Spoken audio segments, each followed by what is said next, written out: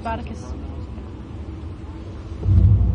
Something strange happened while we were away. And a period of 30 million years slipped by. In what seemed like just a 20-minute interval. Now, a lot can happen in 30 million years. And while we were gone, the Jurassic gave way to the Cretaceous period. The continents have been on the move as usual, and a new ocean has opened up, dividing the Americas from Europe and Africa. It'll come to be known as the Atlantic. Only one group of reptiles can possibly bridge this watery gap and cross continents. For nearly 80 million years now, flying reptiles have soared over the earth. These pterosaurs now dominate the skies. Recently, though, they've started to get bigger, much bigger. And one of the largest is the Ornithocheirus.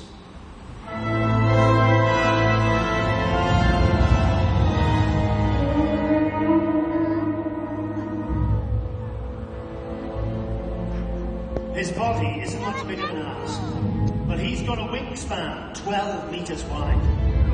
And look, he's covered in fine fur, like a bat.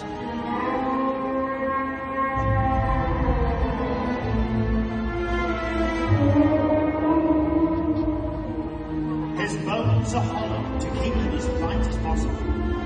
Those huge wings give him 20 square meters of sail to catch the wind. And they're fitted with sensors that constantly send information back to the brain, so he can trim his sails and float along the softest breeze.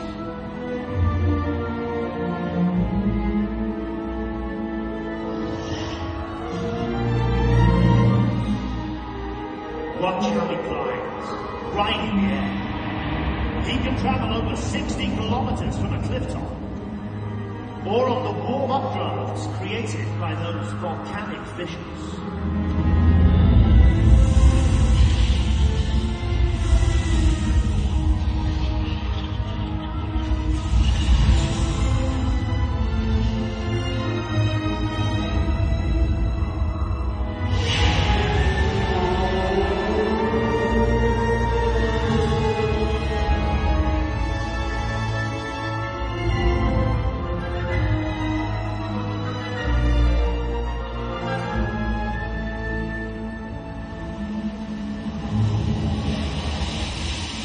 Ornithocheirus is a constant wanderer.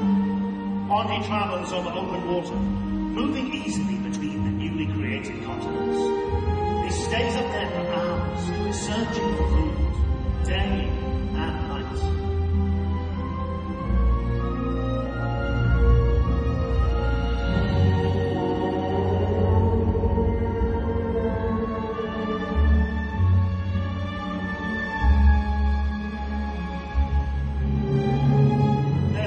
Out here to stop and refuel. So Ornithocheirus simply feeds on fish along the way.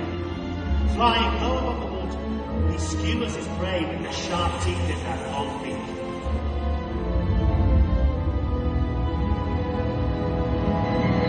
There's a storm brewing, and a huge glider like this has got to find somewhere safe to roost. But will he make it?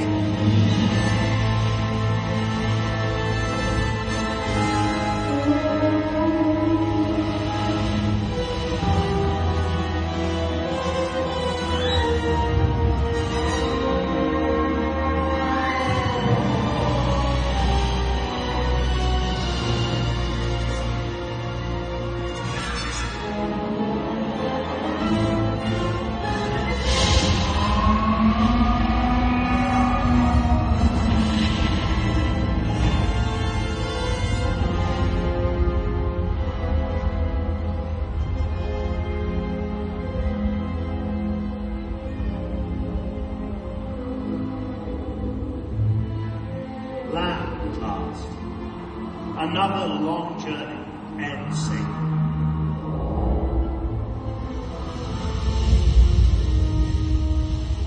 Or so he thinks.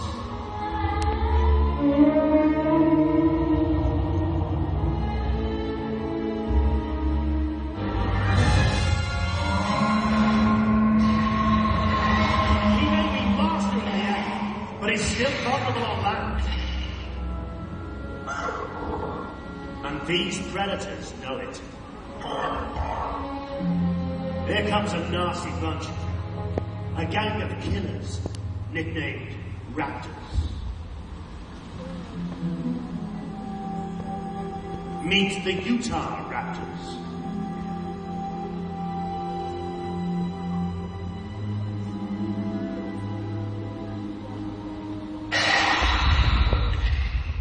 It's feeding time as usual, and there's a definite pecking order.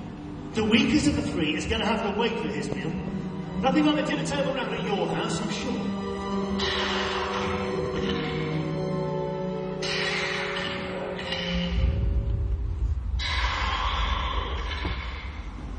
None for you.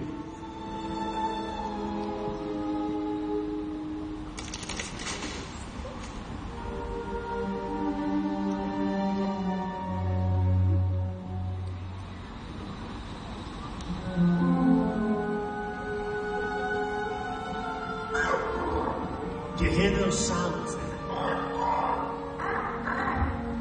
Raptors are intelligent enough to communicate with each other. It helps them work as a team in the pursuit of their prey.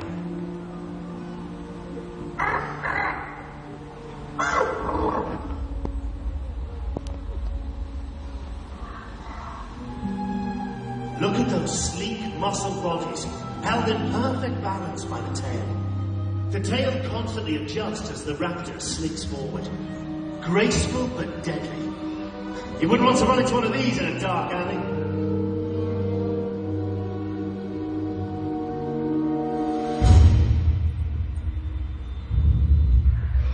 Do you see their arms? The way they tuck them in by their sides. The way they bend them a bit. They remind you of anything. Okay, hold that thought. Come back to that later.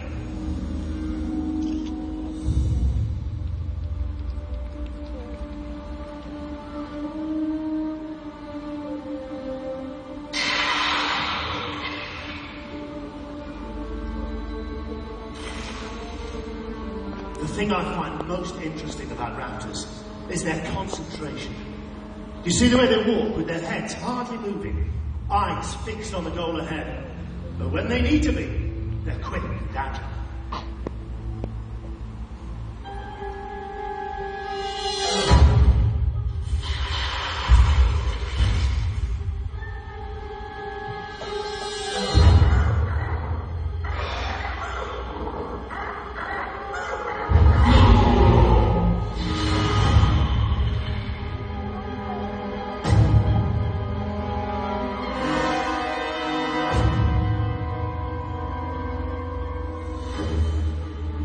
They're pretty smart, the dinosaurs.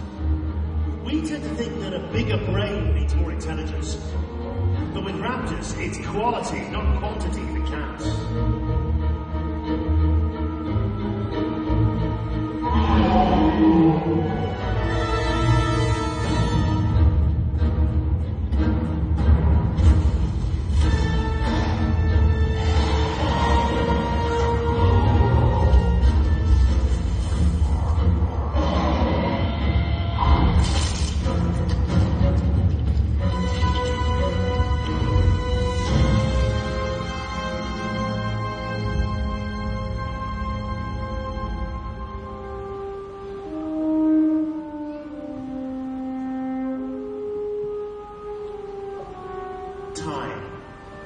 We travel through time, millions of years are flying by, until we come to rest in the mid-Cretaceous period, where there's a new addition to the landscape of conifers and ferns.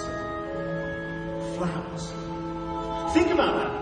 Until now, no creature on Earth has ever seen the colour of a bloom. But now, with the arrival of flowers, it's beginning to look a bit more like the world that we know. Well, just a bit.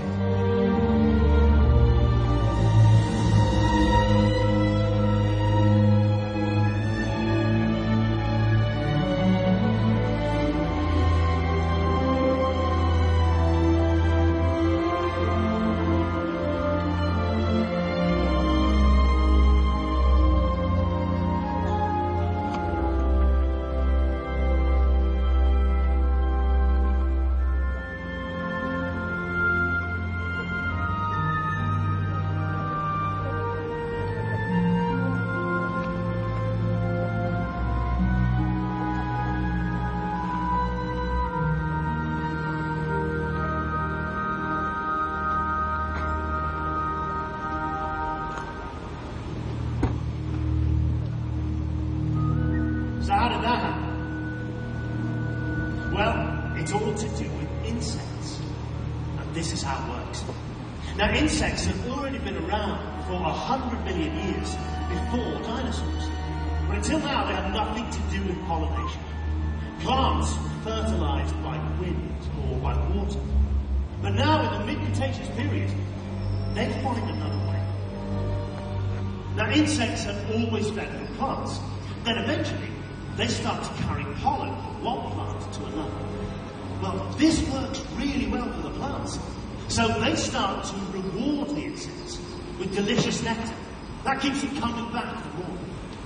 Then, the plants start to compete with each other to attract the insects.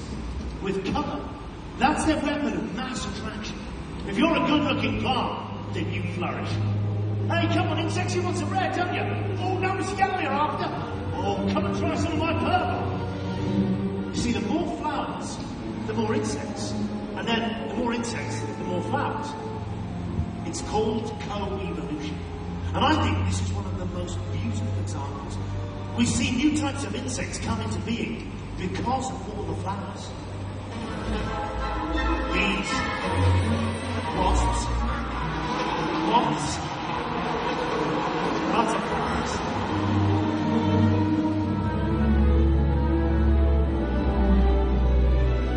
Miracles of natural engineering, perfectly evolved to feed on flowers and reward them with sweet nectar and brilliant colours. It's nature at its most perfect.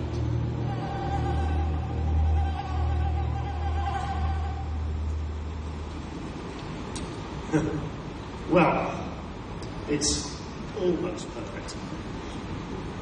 So that's all flowers are.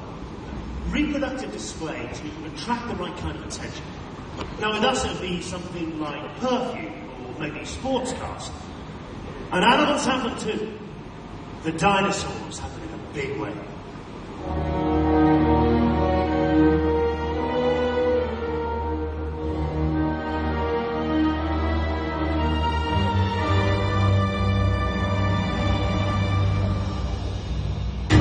Torosaurus! The majestic bull of the prehistoric world. That huge crest is his reproductive display.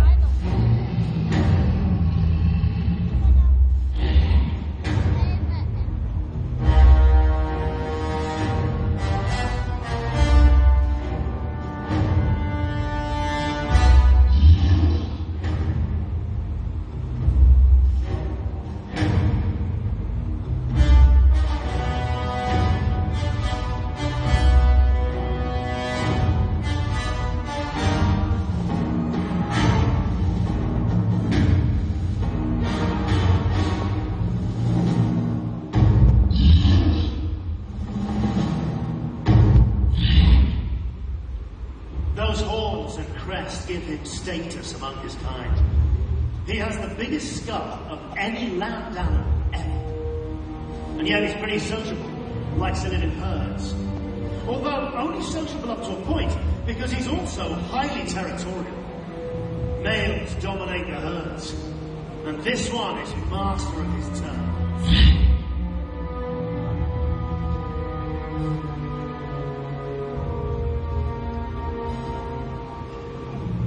With such a huge head and the safety of herds, what on earth could threaten Torosaurus?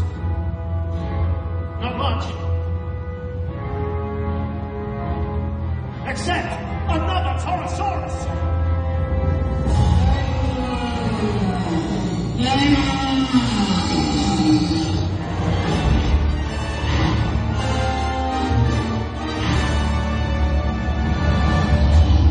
This younger male is ready to challenge his authority as leader of the herd.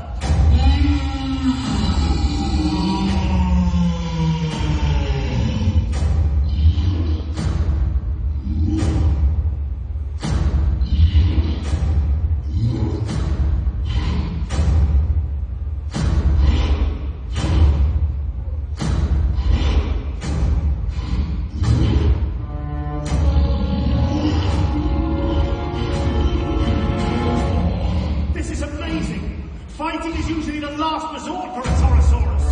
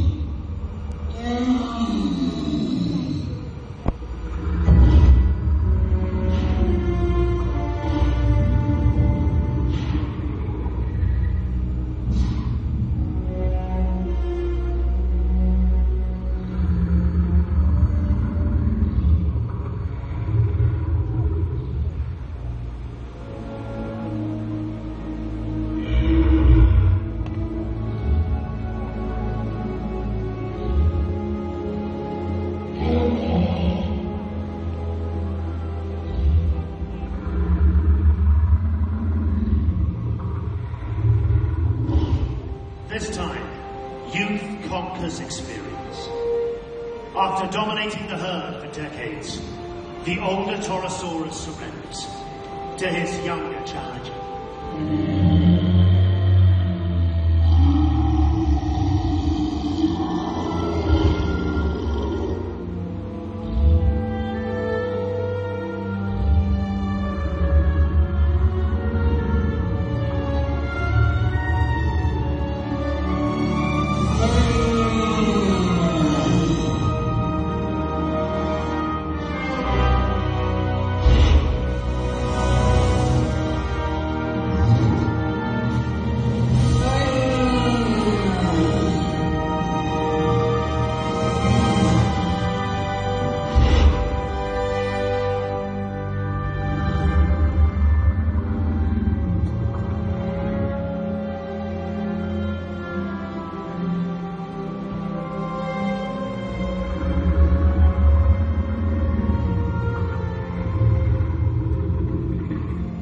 His victory is a triumph for the species, and just another example of natural selection, survival of the fittest, in the evolution of this king-sized herbivore.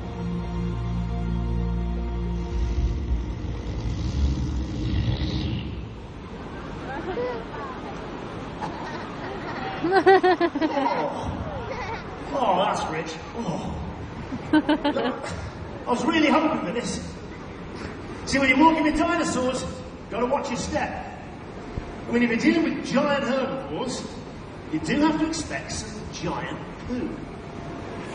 Now, thousands of tons of dinosaur dung get dumped every year. And although it might seem disgusting to you, to a paleontologist like me, a big pile of poo like this contains more pieces of the dinosaur puzzle. Delicious. Now, it's also pretty important to another creature, and if I'm really lucky, I might be able to find one, so I'll just have a little dig inside.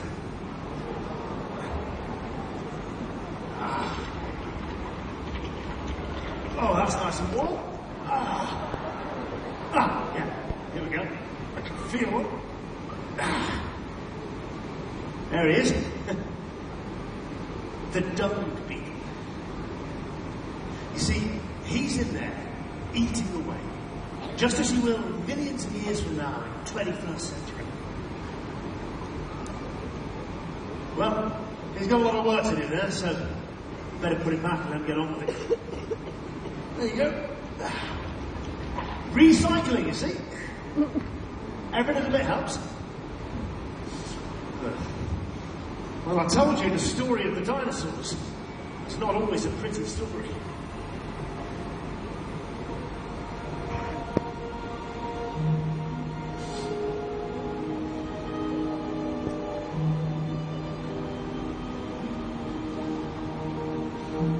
Not everything in the garden is beautiful.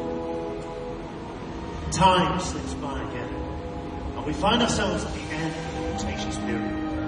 The continents have been on the move again, and India piles into Asia. The collision throws up huge volcanoes. Sulphurous plumes of smoke and ash drifting from their peaks.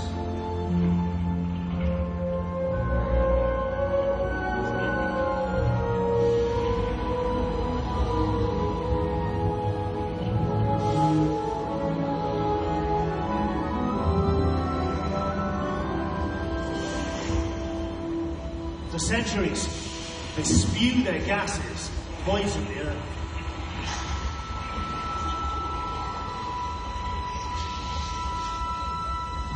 Temperatures rise. Acid rain causes some of the more delicate plants to already disappear. And where plants go, animals tend to follow.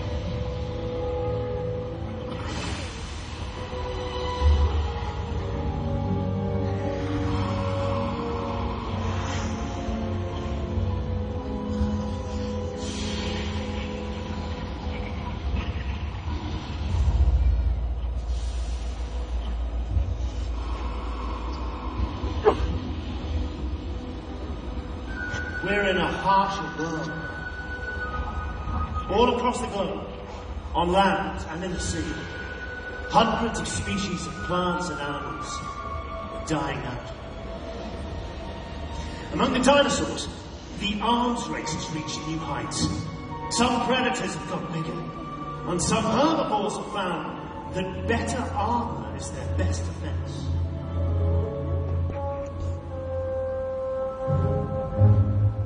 For instance, the amazing Ankylosaurus. Look at that. This is the most heavily armored animal of all time.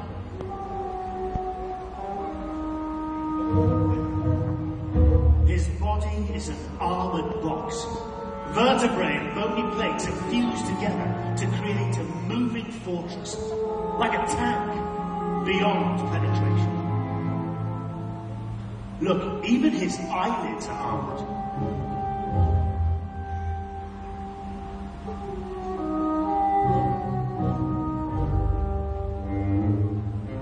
And as if that wasn't enough, his tail was hardened into a club, a 70-kilo ball of bone.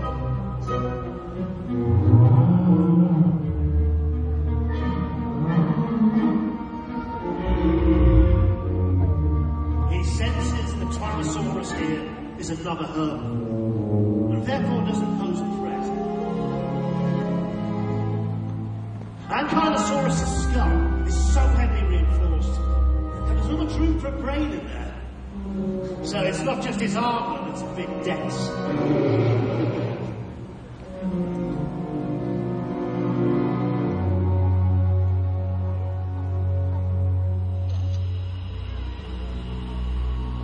Mind you, who needs brains when you've got that kind of brawn?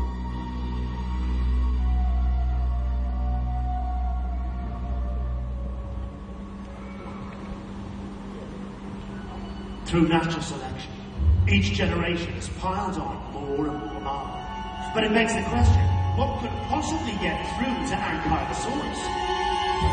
Who could breach his defenses? Well, it will take something extraordinary.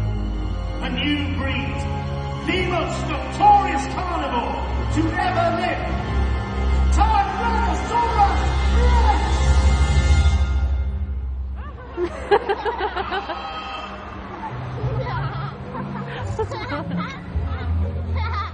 Well, that's just a baby. They get bigger.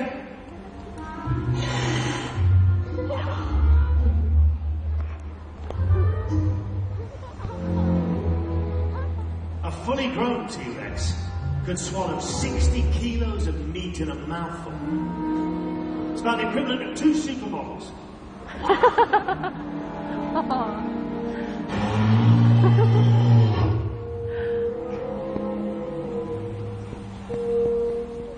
Ankylosaurus' eyesight is not very good, but he can instantly sense a predator, even a little one like this. And it looks like this baby T-Rex has got eyes a bit too big for his stomach.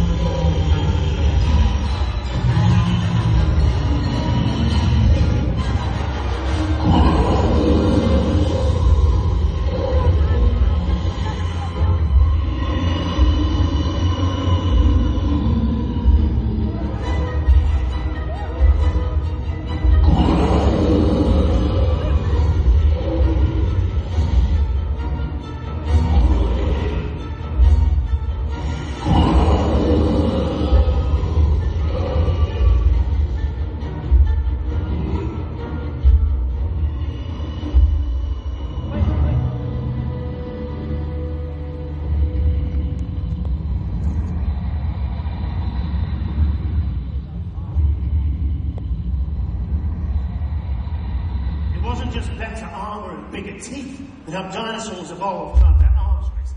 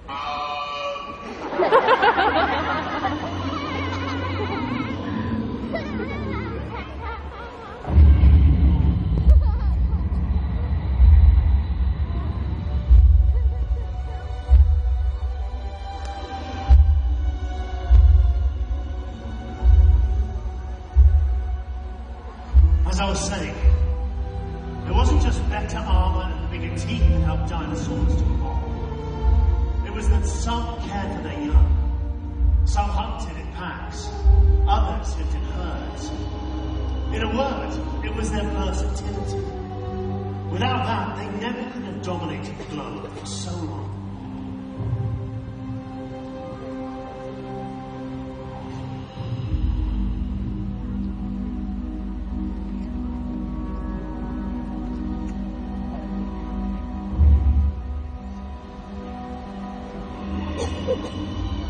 At the end of the late Cretaceous period, we stand in a fading paradise. Sulphurous gases stream from the Earth's belly, creating a deadly fog of poison on the land.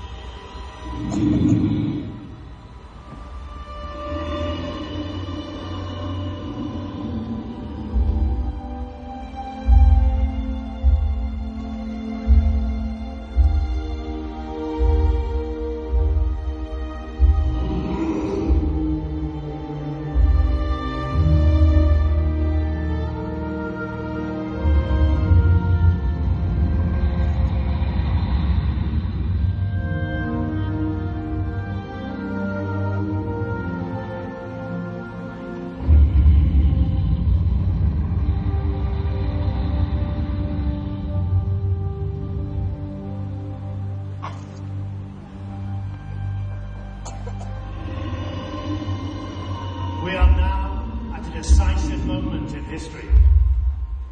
In the history of the dinosaurs. In the history of the world.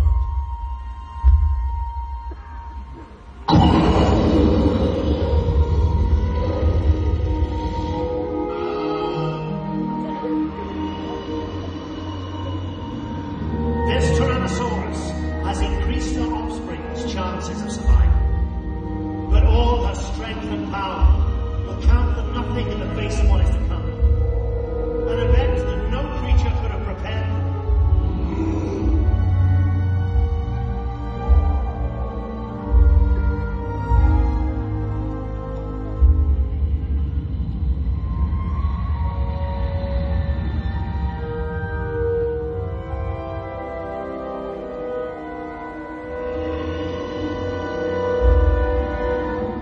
Comet, 10 kilometers wide, and traveling at 30 kilometers a second, is hurtling towards a shallow sea in an area that will come to be known as the Gulf of Mexico.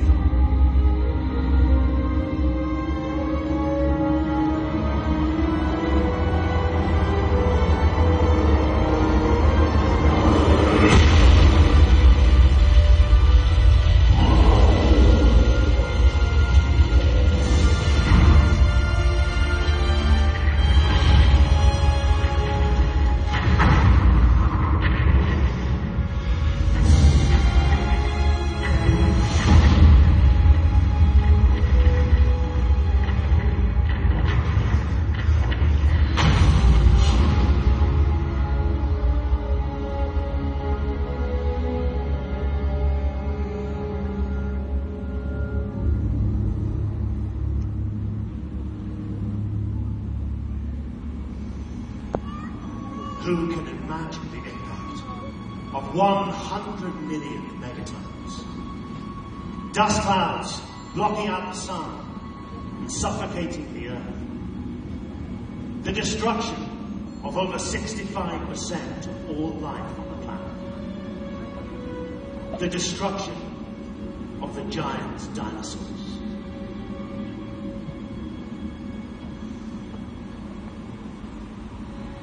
Bones, dinosaur bones, turned to stone by the passage of unimaginable time. We think of dinosaurs as an exotic breed, fierce creatures from a mythical world. But the fact is, they ruled this planet for 170 million years. We've been here just a fraction of that time, roaming the earth where they once did. But if you look closely, you'll see they aren't really gone. Not completely. Do you remember the raptors? The way their arms folded at the wrist?